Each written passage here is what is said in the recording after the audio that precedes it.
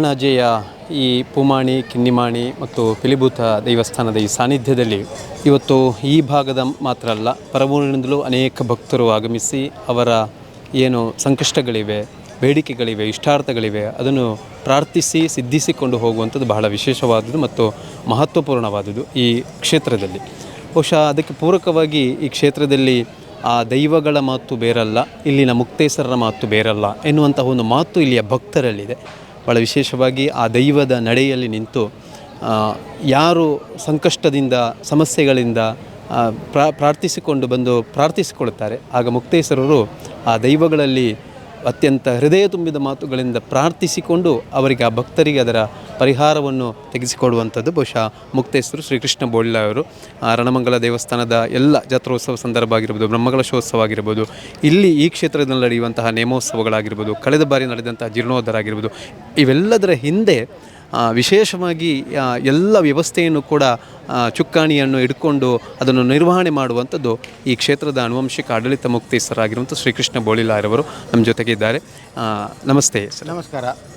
ಕ್ಷೇತ್ರದ ಬಗ್ಗೆ ಹೇಳೋದಾದರೆ, ಸುದ್ದಿ ಮಾಧ್ಯಮದವರಿಗೆ ನಮ್ಮ ಊರಿನ ಪಾಣಾಜೆ ಗ್ರಾಮದ ದೈವ ದೇವರುಗಳ ವಾರ್ಷಿಕೋತ್ಸವ ಸಂದರ್ಭದಲ್ಲಿ ನಿಮಗೆಲ್ಲ ಆತ್ಮೀಯ ಸ್ವಾಗತವನ್ನು ಬಯಸುತ್ತಾ ನನ್ನೆರಡು ಮಾತುಗಳು. ವರ್ಷಂಪ್ರತಿ ನಡೆಯುವಂತೆ ಈ ವರ್ಷವೂ ವಾರ್ಷಿಕೋತ್ಸವ ಬಹಳ ವಿಜೃಂಭಣೆಯಿಂದ ನಡೀತು ಅಂತ ಹೇಳ್ಬೋದು. ಯಾಕೆಂತ ಹೇಳಿದ್ರೆ ಆ ಜನಸಮೂಹವನ್ನು ನೋಡುವಾಗಲೇ ನಮಗೆಲ್ಲ ಅರ್ಥ ಆಗ್ತದೆ.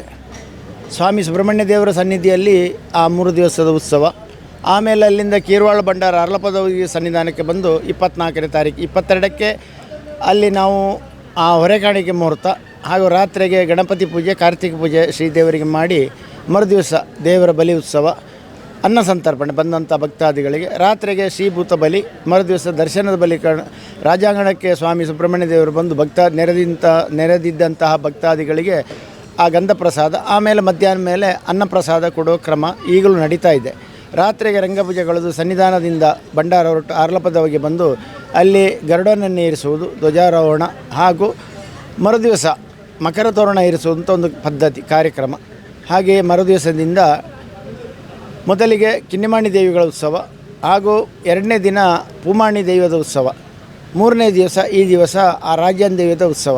ವಿಶೇಷವಾಗಿ ರಾಜನ್ ದೈವದ ಉತ್ಸವ ಯಾವಾಗ ನಡೀತದೆ ಅಂತೇಳಿ ಜನರು ಕಾಯ್ತಾ ಇರ್ತಾರೆ. ಯಾಕೆಂತೇಳಿದರೆ ಪರಿಪೂರ್ಣವಾಗಿ ಅವರು ಕೇಳಿದಂಥ ವರವನ್ನು ಕೊಡೋದು ರಾಜನ್ ದೈವವೇ. ಅದು ಮೊದಲಿಂದಲೇ ನಡ್ಕೊಂಡು ಬಂದಿದೆ. ದೇವಕ್ರಿಯೆಯಲ್ಲಿ ನಡೆಯುವಂಥದ್ದು ಪೂಮಾಣಿ ಕಿನ್ನಿಮಾಣಿ ದೈವಗಳ ಉತ್ಸವ. ಆ ದೈವಗಳು ಕೂಡ ಬಹಳ ಕಾರ್ಣಿಕ, ಅದು ಯಾರಿಗೂ ವಿಷಯ ಗೊತ್ತಿಲ್ಲ. ನಿಜವಾಗಿಯೂ ಮೊದಲಿನ ಇದು ವಾಡಿಕೆ ಪ್ರಕಾರ 2ನೇ ದಿವಸ ಪೂಮಾಣಿ ನೇಮದ ದಿವಸ ಆ ದೈವಗಳಲ್ಲಿ ನಾವು ಅರಿಕೆ ಮಾಡಿಕೊಂಡ್ರೆ ಎಲ್ಲ ಒಂದು ನಮ್ಮ ಇಷ್ಟಾರ್ಥ ನೆರವೇರ್ತದಂತೇಳಿ ಪದ್ಧತಿ ಉಂಟು, ನಡ್ಕೊಂಡು ಕೂಡ ಬರ್ತುಂಟು. ಆದರೆ ಈಗ ಏನಾಗಿದೆ ಅಂತೇಳಿದರೆ ಆ ಹುಲಿಭೂತಕ್ಕೆ ಪ್ರಾಧಾನ್ಯತೆ ಬಂದಿದೆ. ಯಾವುದಾದ್ರೊಂದು ಶಕ್ತಿ, ಅದು ಶಕ್ತಿ ಹಾಗೂ ಜನರ ಕಷ್ಟಗಳನ್ನು ಬಗೆಹರಿಸುವವರು ಆ ಪೂಮಾಣಿ ಕಿನ್ನಿಮಾಣಿ ದೈವ ಹಾಗೂ ರಾಜನ್ ದೈವಗಳು. ಹಾಗೆ ಈ ದಿವಸ ಕೂಡ ತುಂಬ ಜನರು ಬಂದು ಅವರವರ ಕಷ್ಟಗಳನ್ನು ಹೇಳಿಕೊಂಡು ಅವರವರ ಇಲ್ಲಿ ಪ್ರಾರ್ಥನೆ ಮಾಡಿ 1 ವರ್ಷವೂ ಬೇಡ, ಅದರ ಒಳಗಡೆ 1 ತಿಂಗಳು ಬೇಡ, ಉದ್ಯೋಗ ಮತ್ತು ಮಕ್ಕಳ ಬಗ್ಗೆ ಆ ದೈವಗಳು ತುಂಬ ಉದಾರಿಯಾಗಿ ಬಂದವರಿಗೆಲ್ಲ ಕೊಡ್ತಾ ಇದ್ದಾರೆ. ಕಾಯಿಲೆ ಇದ್ದವರನ್ನು ಕೂಡ ಕ್ಯಾನ್ಸರ್ನಂಥ ಕಾಯಿಲೆ ಕೂಡ ವಾಸಿಯಾದ ನಿದರ್ಶನಗಳಿವೆ. ನಮ್ಮ ಹಿಂದೂ ಧರ್ಮದವರಿಗೆ ಮಾತ್ರ ಅಲ್ಲ, ಅನ್ಯ ಧರ್ಮದವರು ಕೂಡ ಬಂದು ನಂಬುವಂಥ ಈ ಸ್ಥಳ ಪವಿತ್ರವಾದ ಕ್ಷೇತ್ರವಾಗಿದೆ. ಇನ್ನು ಮುಂದಕ್ಕೂ ಇದನ್ನು ಆ ಭಗವಂತನು ಚೆನ್ನಾಗಿ ನಡೆಸ್ಕೊಂಡು ಹೋಗಲಿ. ನಾನು ನಿಮಿತ್ತ ಮಾತ್ರ, ಆನುವಂಶಿಕ ಮುಕ್ತೇಶ್ವರ, ಬಾಕಿಯೆಲ್ಲ ಸಹಕಾರ ಗ್ರಾಮಸ್ಥರದು, ಭಕ್ತಾದಿಗಳದ್ದು. ನನ್ನಿಂದ ಒಬ್ಬನಿಂದ ಇದು ನಡೆಸಲಿಕ್ಕೆ ಸಾಧ್ಯ ಇಲ್ಲ. ಒಂದು ಕಾಲದಲ್ಲಿತ್ತು, ಬೇಕಾದಷ್ಟು ಜಮೀನಿತ್ತು, ಅದು ಸರ್ಕಾರದ ಕಾನೂನಾಗಿ ಅದು ಬೇರೆ ಉಳುವವನೇ ಹೊಲದೆಡೆ ಅಂತ ಆದ ಮೇಲೆ ಅವರವರ ಕೈಗೆ ಹೋಗಿದೆ. ಆದರೂ ಅದಕ್ಕಿಂತಲೂ ವಿಜೃಂಭಣೆಯಿಂದ ಈಗ ನಡೀತಾ ಉಂಟು. ಮುಂದಕ್ಕೂ ಅದನ್ನು ನಡೆಸುವಲ್ಲಿ ಭಗವಂತನು ಎಲ್ರಿಗೂ ಶಕ್ತಿ ಕೊಡಲಿ.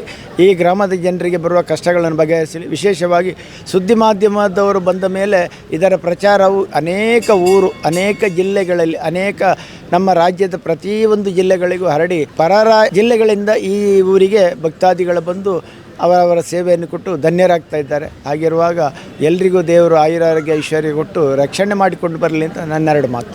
ಈ ಬಾರಿ ಅನ್ನದಾನ ಆರಂಭ ಆಗಿದೆ ಈ ಪಿಲಿಭೂತ ವಿಶೇಷವಾಗಿ ಈ ಬಾರಿ ಅನ್ನದಾನ ವ್ಯವಸ್ಥೆ. ಯಾಕೆಂತ ಹೇಳಿದರೆ ಮೊದಲಿಂದ ಅದು ಅಲ್ಲಿಯ ಅನ್ನದಾನ, ದೇವರ ಸಾನ್ನಿಧ್ಯದಲ್ಲಿ ಅನ್ನದಾನ, ದೈವಗಳ ಸಾನ್ನಿಧ್ಯದಲ್ಲಿ ಮೊದಲೇ ಒಂದು ಕಟ್ಟಳೆ ಉಂಟು. ಪೂಮಾಣಿ ಕಿನ್ನಿಮಾಣಿ ದೈವಗಳ ಜಾಗೆ ಅವರು ದೈವಗಳಿಗೆ ಏನು ಆಹಾರ ಕೊಡ್ತೇವೆ, ಎಳನೀರು ಮತ್ತು ಅರಳು, ಅದನ್ನು ಮಾತ್ರ ಕೊಡಬೇಕು. ಬಂದವರಿಗೆ ಬಾಯಾರಿಕೆ ಪಾನಕ ಅಥವಾ ಮಜ್ಜಿಗೆ ನೀರು ಕೊಡುವಂಥ ಅದು ಬೇಕಾದಷ್ಟು ನಾವು ಕೊಡ್ತಾ ಇದ್ದೇವೆ. ಈ ವರ್ಷ ನಮ್ಮ ಜನಪ್ರಿಯ ಶಾಸಕರಾದ ಅಶೋಕ್ ರೈಗಳು ನನ್ನ ಹತ್ರ ಒಂದು ವಿಷಯ ಪ್ರಸ್ತಾಪ ಮಾಡಿ, ಏನಾಗ್ತದೆ ಈ ಸಲ ಕೊಟ್ಟರೆ, ಹಾಗಿದ್ರೆ ನಾನು ಕೇಳುವವರ ಹತ್ರ ಕೇಳಿ ವಿಮರ್ಶೆ ಮಾಡಿ ನಿಮಗೆ ಹೇಳ್ತೇನೆ.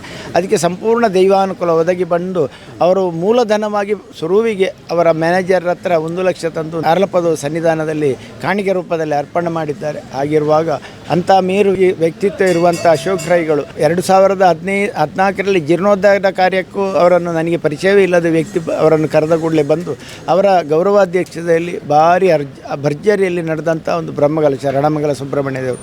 ಹಾಗೆ 2025ರಲ್ಲಿ ಈ ದೈವಸ್ಥಾನದ ಜೀರ್ಣೋದ್ಧಾರ ಬ್ರಹ್ಮಕಲಶವರು ಅವರ ನೇತೃತ್ವದಲ್ಲಿ ನಡೆದಿದೆ. ಯಾಕಂತ ಹೇಳಿದರೆ 1939ನೇ ಇಸವಿಯಲ್ಲಿ ನನ್ನ ಅಜ್ಜ ಅಲ್ಲ, ನನ್ನ ಪಿಜ್ಜ ಇದನ್ನು ಮುಳಿ ಮಾಡಿ ತೆಗೆದು ಹಂಚಿನ ಮಾಡಿಗೆ ಪರಿವರ್ತಿಸಿ ಕಲ್ಲಿನ ಗೋಡೆ ಮಾಡಿದಂಥ ಒಂದು ಜೀರ್ಣೋದ್ಧಾರ ಬ್ರಹ್ಮಕಲಶ. ಆಮೇಲೆ ಈಗ ನನ್ನ ಪಿಜ್ಜನೂ ಸಿಕ್ಕಲಿಲ್ಲ, ಅಜ್ಜನೂ ಸಿಕ್ಕಲಿಲ್ಲ, ನನ್ನ ತಂದೆಯವರಿಗೂ ಕೂಡ ಆ ಭಾಗ್ಯ ಸಿಕ್ಕಲಿಲ್ಲ. ಈಗ ನನ್ನ ನೇತೃತ್ವದಲ್ಲಿ ಇಡೀ ಗ್ರಾಮಸ್ಥರೇ ಈಗಿನ ಜನ್ರೇಷನ್ಗೆ ಸಿಕ್ಕಿದೆ ಅಂತ ಹೇಳಿದರೆ ಅದೊಂದು ಪುಣ್ಯ. ಇನ್ನೊಂದು 200-300 ವರ್ಷಕ್ಕೆ ಯಾರಿಗೂ ಈ ಭಾಗ್ಯ ಸಿಕ್ಕಲಿಕ್ಕಿಲ್ಲ. ಆಗಿರುವಾಗ ಈಗ ಜನಿಸಿ ಅದರಲ್ಲಿ ಸಹಕರಿಸಿದ ಆ ಭಕ್ತಾಭಿಮಾನಿಗಳು ಧನ್ಯರು ಅಂತ ಹೇಳಿಕೊಂಡು ನಾನು ಕೂಡ ಅದರಲ್ಲಿ ಒಂದು ಭಕ್ತಾಭಿಮಾನಿಗಳಿಗೆ ಒಬ್ಬ ಸೇರಿದ್ದೇನೆ.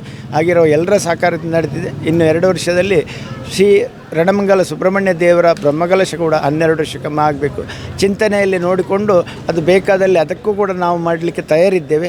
ಆ ಕಾರ್ಯಕ್ರಮದಲ್ಲಿ ಕೂಡ ಎಲ್ಲರೂ ಭಾಗಿಗಳಾಗಿ ದೇವರ ಆ ಪ್ರಸಾದವನ್ನು ತೆಕ್ಕೊಂಡು ಧನ್ಯರಾಗಬೇಕು. ಹಾಗೂ ನಿಮ್ಮ ಸುದ್ದಿ ಮಾಧ್ಯಮದವರ ಸಹಕಾರ ಕೂಡ ಆ ಸಂದರ್ಭದಲ್ಲಿ ಬೇಕು ಅಂತ ಹೇಳಿಕೊಳ್ತಾ ನನ್ನ 2 ಮಾತನ್ನು ಮುಗಿಸ್ತೇನೆ. ಧನ್ಯವಾದಗಳು ಸರ್. ಸುದ್ದಿ ಚಾನಲ್, ಕ್ಷಣ ಕ್ಷಣದ ಸುದ್ದಿಗಾಗಿ.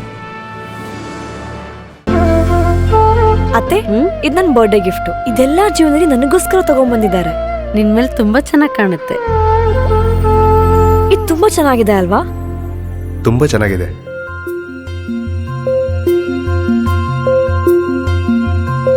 It will look really good on you. Amma? Huh? Mother is always son's first love.